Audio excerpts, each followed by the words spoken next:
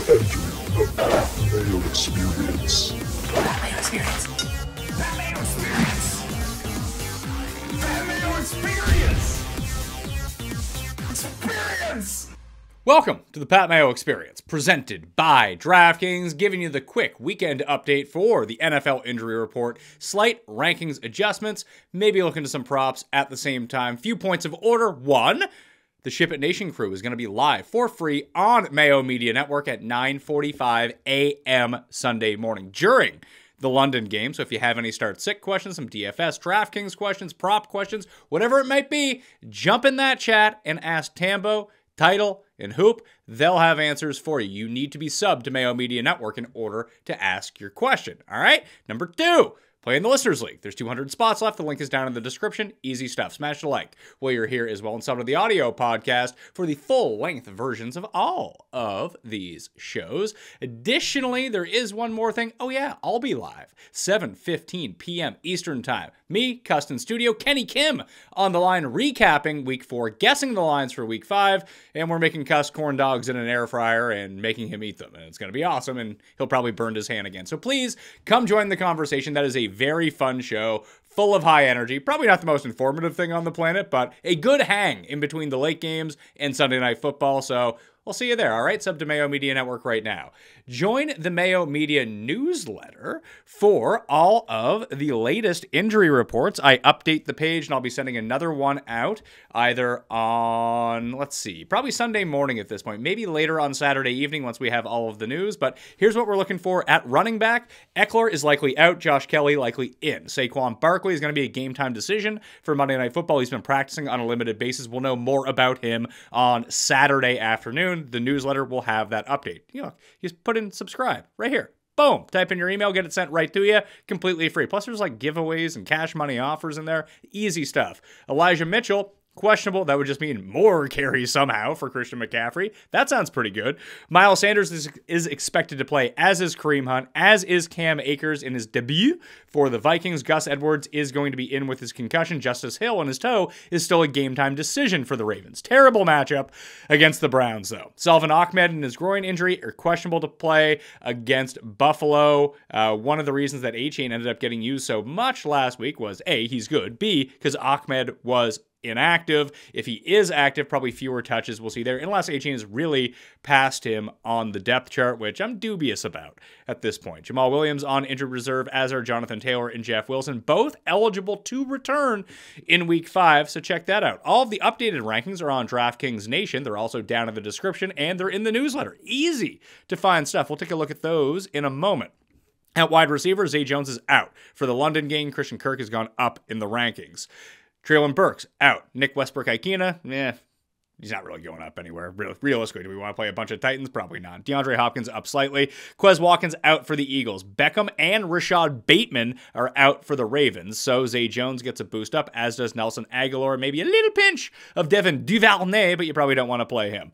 Juwan Jennings is expected out for the 49ers. Ayuk was taken off the injury report, and Deebo Samuel with his ribs is questionable, although Kyle Shanahan said that he's likely going to play, but still have a backup plan because that's in the later set of games for the 49ers if you're relying on Deebo Samuel. It is that guy who I put in the rankings whose name completely escapes me now. Probably should have edited that out, but you know what? We're not going to do that today. It's a Saturday. We want to get through this quick. Jalen Waddle in. Mingo expected in both passing concussion protocol. Allen Robinson, his ankle in. Jamison Williams, he got caught teasing through 0, but he is eligible to return in Week 5, widely available on the waiver wire. We've seen Josh Reynolds has been banged up, so Jamison Williams probably stepping into a starting role on the outside for the Lions immediately. So if he's available, go pick him up. River Craycraft, he was the play last week on DraftKings, got hurt, and now he's on injured reserve. So take him to the river, put him on the IR.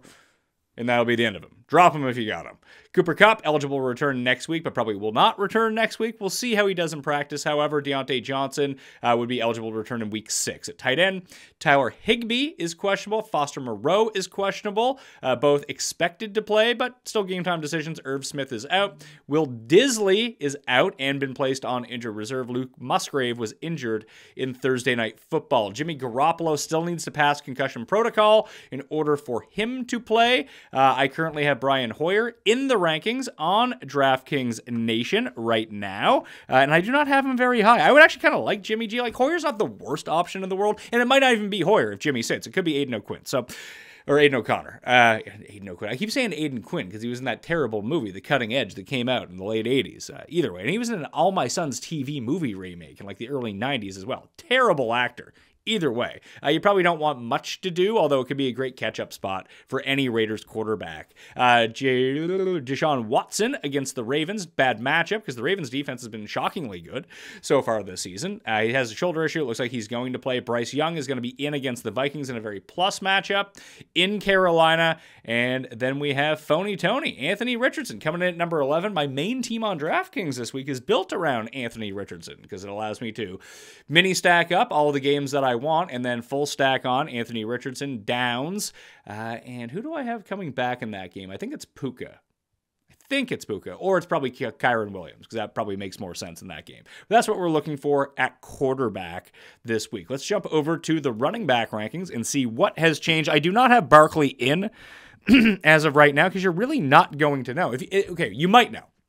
We know on Saturday, Saquon Barkley is going to be, I don't know, number 10 in the rankings. I play him ahead of Derrick Henry. It's a good matchup against Seattle. The other guys are all in plus matchups as well, so you play them. With the risk factor, you need to have a secondary option. Would you feel better benching, let's say, Isaiah Pacheco, who's number 21 in the rankings, or waiting on Saquon Barkley, knowing that your only backups are either Breda or Zach Charbonnet on Monday Night Football?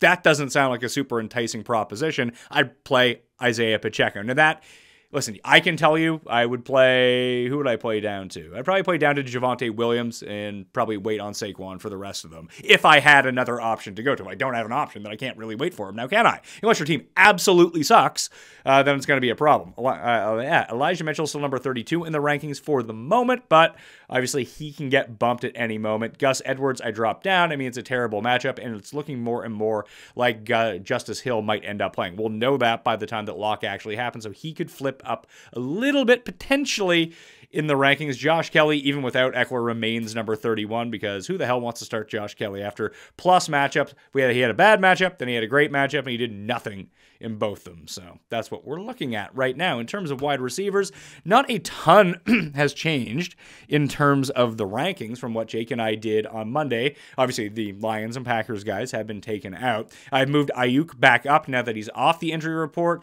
I had concerns that he either wasn't going to play, and where it was a later game, I had to bury him down in the rankings a little bit, but he's now back up to number 13 in the rankings, whereas I've dropped Debo down to number 16. So he goes from 12 to 16. Ayuk goes from like 29 up to 13 with no injury tag on him. I think my favorite DFS play is going to be Jacoby Myers at $5,500 this week, regardless of who's playing quarterback. I mean, it's better if Jimmy is playing, mind you. If it's Brian Hoyer, it's not so great, but either way, still not so bad. Christian Kirk, as mentioned, has moved up to number 30 without the inclusion of Zay Jones because he is out for that London game against the Atlanta Falcons. It's a great spot for him at the moment.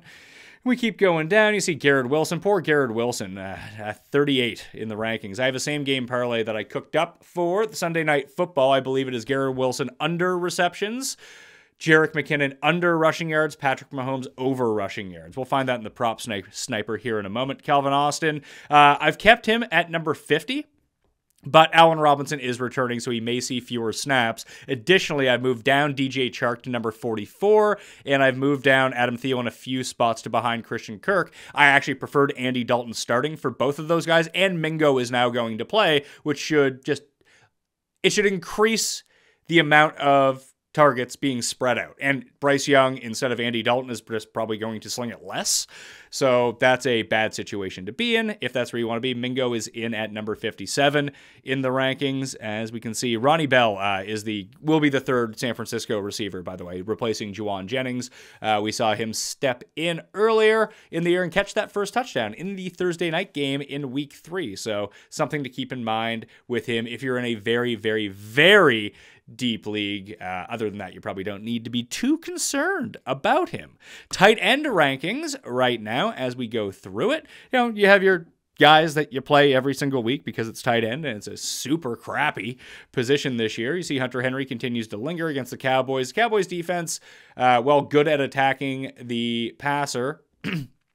Can be run on and short yardage actually quite good too. And that's, Mac Jones, a short passer, Hunter Henry, his favorite dude. Logan Thomas is going to play, so he's back in at number 17 in the rankings. We drop down Cole Turner and we drop down John Bates. Because of all that, Jerry Everett still gets the nod above Parham because of volume. Although if you're just shooting for 2 touchdowns, Parham's usually the guy that you want, but hopefully it doesn't come down to that when we're thinking about it. The other big move that I've made is I moved Cleveland's defense up to number 5 in the rankings, even against Baltimore. Baltimore is now down their second and third wide receivers and best offensive linemen. Again, Cleveland's the best defense in football. If they can somewhat jump out to a lead in this game, then it's going to be a tax season on Lamar. So Cleveland's defense, they're $2,800 on DraftKings or $2,600, whatever the hell they are. They're a great play. And they're a fantastic season-long play as well. I think that people already knew that, however, but I'm just throwing it out there in case people didn't know. The Chargers are somewhat widely available too, depending on the site that you play on, but I have them number 6 in the rankings. They're either going to face a semi-concussed Jimmy G with no offensive line, a 90-year-old Brian Hoyer, or a guy who started in a movie in the late 80s. Either way, the Chargers get a ton of pressure. They should be up in this game, forcing the Raiders to pass, hence sacks, turnovers, fumbles, maybe some touchdowns. A nice spot for the Los Angeles Chargers. Let's jump over to runthesims.com. I talked about the prop sniper, and you can see this is a tool that we offer now at Run the Sims. runthesims.com/Mayo to get 10% off. We're always adding new tools to everything. We can even take a look at DraftKings Sportsbook too if we wanted to see what these same game parlays will go to, and I have actually cooked up 2 for us. I've already bet them, just I didn't bet them on DraftKings Sportsbook. Don't tell DraftKings Sportsbook because it's not available in the place where I live, so I had to play it at a different spot. Either way, we'll go to the London game first, because there is a same game parlay I like in this one. And let's go to same game parlay. We'll turn it on. And it will go with Trevor Lawrence. So you can see from the prop sniper, Trevor Lawrence, he's down a little bit, only because the numbers have fallen. You can see what the prop sniper does is gives you the actual median, the median outcome, the actual projection we have for a player for each of the stats, and what their line is at every single book going. And then the green will identify where the best line is with the VIG going into it. So you really want to focus on the very top. You can also change this around. You can see this button here in the top right. It's the best bets to the compare the odds button. Maybe I can shrink down this page so it fits a little bit better on the screen.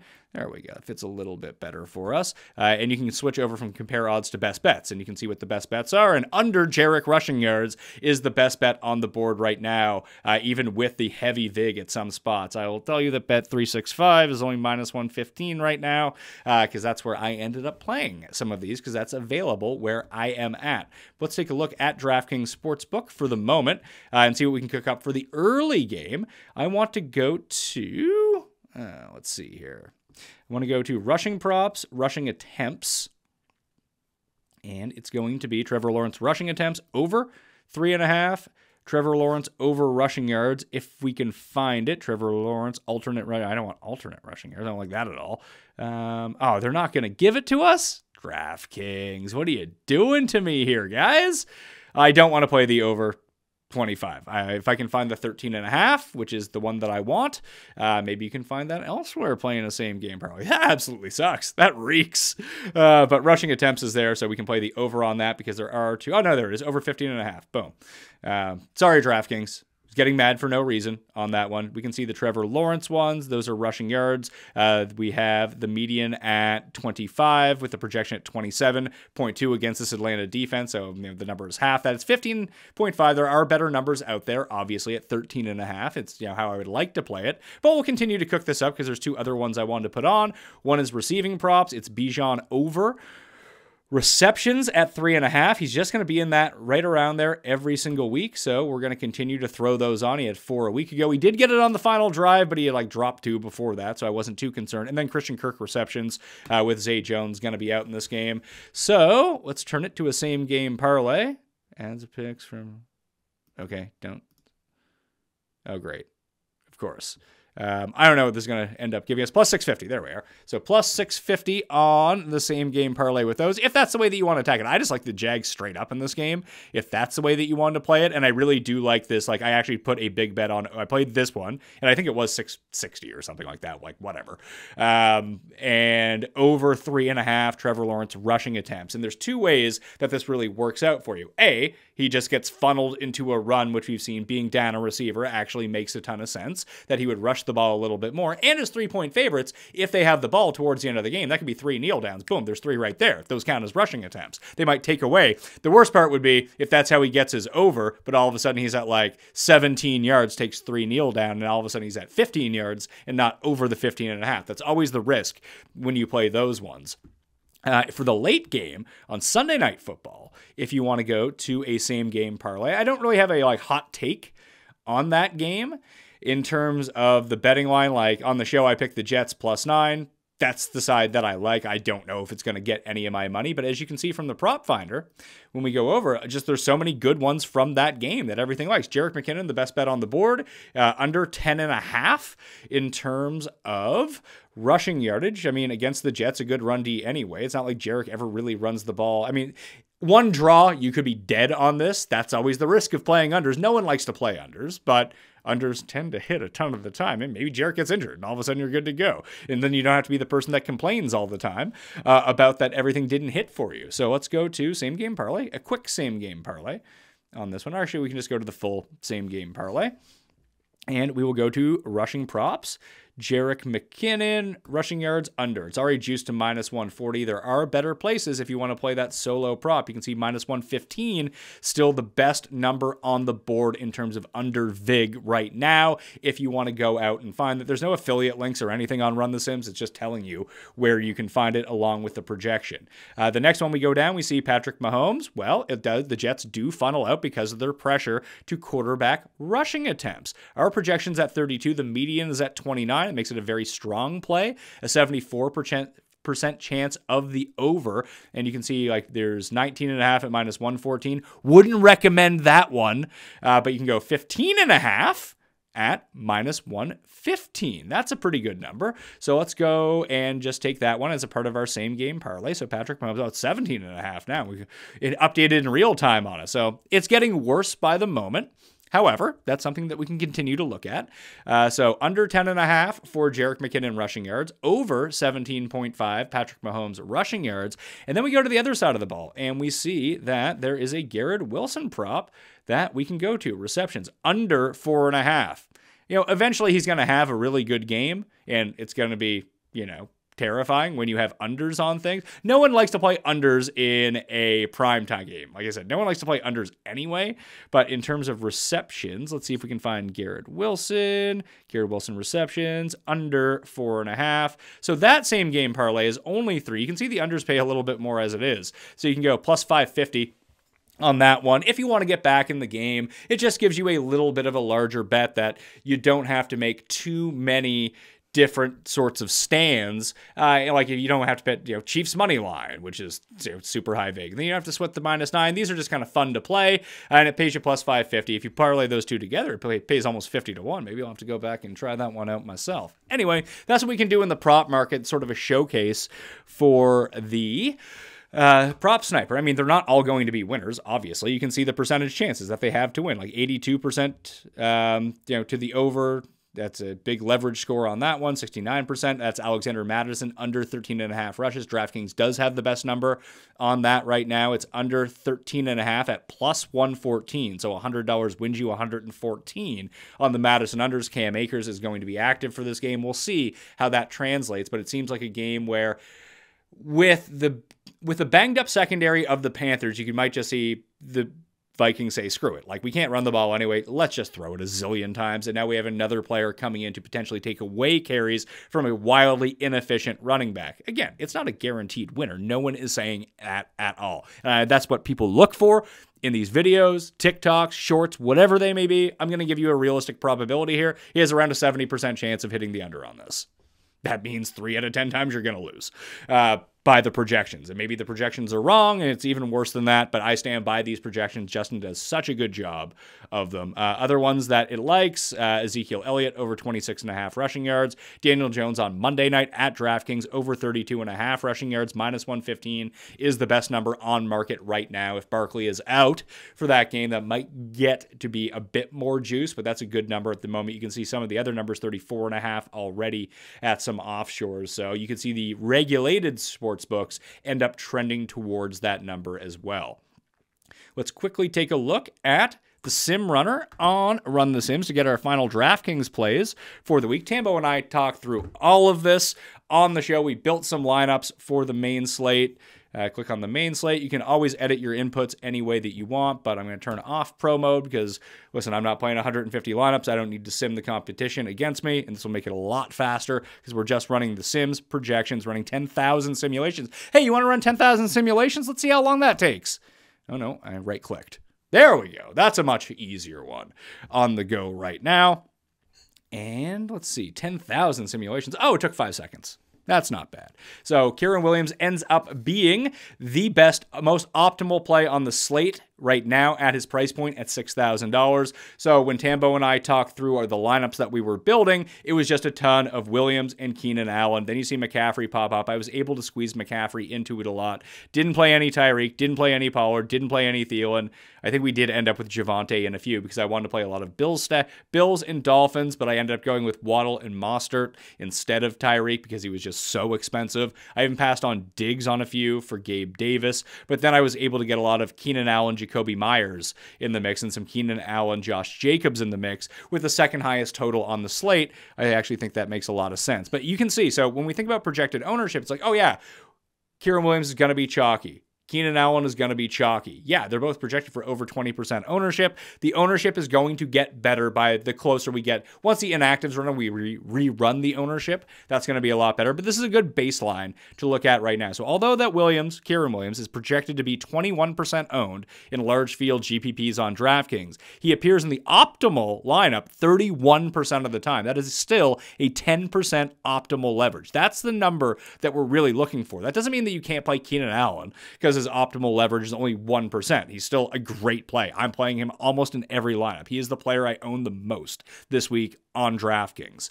But then you see Christian McCaffrey. But then you get into like Pollard, Thielen, and Javonte Williams. Like, they're negative leverage. Again, that doesn't make them bad plays per se because you might need them to go off. But by the way that the ownership is shaping up to the optimal rate in terms of the simulations, they're coming out down. They're coming out in the negative. So that's likely a spot to avoid. Like, I have a ton of James Cook. Like, James Cook and Raheem Mostert are my mini stack from that game, and they're so easy to play because of the price points that they come in at if you can find some cheaper wide receivers that you like. So the other way that you can look at it, I mean, you can look at your custom lineups. Jameis is the optimal one, and this one that uses all the money. Then it's Josh Allen. These aren't necessarily correlated. These are just based off projections. If you really want to mess around with it, you just go to the settings, you say how many sims you want to run, and then you find your stacks if that's the way that you want to go to it. You can also use this tool called the Classic Slate Optimizer, which is where you can really generate your lineups and get your stacks in. But yeah, you just go to stacks and you can say, hey, I really want to play the world's cheapest stack and we'll try this one out. We'll say we want Rams quarterback with one Rams receiver and one running back so basically Stafford, Zach Moss, and Puka is what we're looking at here. We're getting Kieran Williams. Oh, no, I put that in wrong. We want to go receiver, not running back. And we want a running back, not receiver. I'm sort of an idiot sometimes when we go through this, when I take a look at it. So we can just put that over so you can see that a little bit more. Now let's find the stacks. So, I mean, you can go Stafford, Tutu, Moss, but this is the one that I was really talking about. Stafford, Puka, Moss. And we'll just say, hey, I want to run 100% of lineups with them in it. And then we go up to the top right, and we find generate lineups. Boom. You can always upload your own projections if that's something that you want to fuck around with. But you can see now this is the lineup that it gives you, the optimal lineup. So it would be Stafford, McCaffrey, Moss, Thielen, Puka, Robert Woods, Dalton Kincaid, Keenan Allen, and Panthers D. Like, that's not a great lineup, but you can start working yourself into it a little bit more. Like, you can go to settings. I have it set at 1 lineup. Let's put it to 55 lineups and generate some more lineups now. And maybe we can get more of a sense of, and they're all Stafford, Moss, Puka lineups to go into it. And you can do this with any team, any stack that you want. You can kind of see that, you know, you're getting a lot more. Let's see. It's 100% Stafford, 100% Moss, 100%. You have your averages here on the right-hand side. 100% McCaffrey, 100% Puka, 100% Keenan Allen, 96% Adam Thielen. So those 6 guys are in basically every single lineup. Once you run the optimals on these, then you're getting into Calvin Austin, Panthers D, Dalton Kincaid, Robert Woods, Dawson Knox instead of Kincaid, Hayden Hurst. So it likes Panthers pass catchers, Panthers defense. And then other than that, it's like a split between Quentin Johnson, Josh Palmer, Troutman because he's cheap. Browns D is the secondary D that comes up the most after the Panthers defense when we're running optimal lineups. Jake Ferguson gets into the mix at tight end just to mix those up. So does Freiermuth at 9% of these lineups. Tank Dell starts sneaking in. So you get a ton of players in your player pool if you do it this way. If you want to run 55 Stafford, Puka, and Zach Moss lineups. I mean, I'm not super interested in that. I actually like the other side of that with Richardson. You go Richardson, Downs, and Puka, or Kyron Williams on the other side, depending on which one that you want. And it just allows you to play Mostert and James Cook. And then you can get in Keenan Allen and Jacoby Myers at the same time. And then you got a stew going when it comes down to it. The other thing about, again, the classic slate optimizer that we have is when you click on the player pool button and we go back over, this is where you can see your ownership percentages, your leverage scores for each of the positions. So when we think about running back this week, we take a look at projected ownership. Just sort by that. Williams, Pollard, McCaffrey, Javonte, Josh Jacobs, and Alexander Mattison. No idea why it's Alexander Mattison. That's probably going to change by the time we get to Sunday morning. But then it gives you your leverage score next to them. So, for example, if Alexander Mattison should be being played at 5%, and his ownership is at 14%. If that's a true number, I don't necessarily believe that's how it's going to be finalized once we get to Sunday. Then he is like the worst play on the board by far. Let's see. Is he actually? Yeah, he is. DeAndre Swift and Alvin Kamara would end up being the second and third worst plays with Miles Sanders. But they're like minus 5%. It's like whatever. Minus 9% is a lot. And I like Kamara this week. I think that he could go absolutely off. So, and you can see the 2 worst plays right now. I mean, Jacoby Myers is one of my favorite plays. The leverage score tells me he's the 3rd worst play. It's not going to deter me from playing him. It should probably deter me from playing him. But Josh Palmer, Devontae Adams, Jacoby Myers, just that game in general is being overplayed based on what the projections say. Now, listen, the projections are just projections. A lot of them are median projections, average projections. We're thinking about ceiling here on a lot of these things. And you can always sort by ceiling. You can see right here the projected ceiling button and just sort by that. You can see Jacoby Myers' ceiling is up to like 25, Devontae Adams like 35. So if they hit their ceiling, they're going to be good to go, right? Absolutely. So that's the way that you kind of want to look at things. At tight end, we'll take a look at the ownership for a second between tight end. So Allen, Adams, that's the stack that people are going with in that game. And then it's going to be Puka, Thielen, Josh Palmer, Jacoby Myers, Jamar Chase, and George Pickens, along with Tank Dell. So 25 down to 14% at tight end alone. It's Freiermuth, and then it's basically no one. He's the only one projecting in double digits at the moment. Terrible optimal score, but that's because he's actually one of the higher projected. Kittle is the highest optimal rate. in terms of tight ends right now, with TJ Hawkinson being 8.8%. Now, that shouldn't be stunning to anyone, mainly because they are some of the best tight ends on the board. Anyway, that's what I wanted to walk you guys through with on a Saturday. You can use Run the Sims with all the updated projections once all the other information comes in. There'll be rerun on Saturday evening, then rerun again on Sunday morning when the Schefter and Rappaport bombs drop and we get to adjust some of the stuff a little bit, and then again after inactives. But you have access to all the tools with runthesims.com/Mayo. I hope you enjoyed the same game parlay part. Let me know what you would want to be added to this Saturday show, because I think hitting the injuries as fast as possible to give people the information is what they want, a few season-long rankings projections, and then it can be a different topic every single week using some of these tools that I have to share with you, either making props or bets or parlays or DraftKings lineups. Just let me know if there is something, and if you are staring at my eye, it's because I woke up with cellulitis. Now I'm on antibiotics, so it makes a lot more sense for me not to be on camera this entire time. Smash the like, sub to the channel, 9:45 a.m. Eastern Time for Ship It Nation, and your questions. Then me, Cust, and Kenny are live 7:15 p.m. Eastern after the late set of games, all the way up until the beginning of Sunday Night Football, all on Mayo Media Network. You can interact with us on those live shows, so I hope to see you there. Play in the Listeners League, smash the like, and I will see you next time.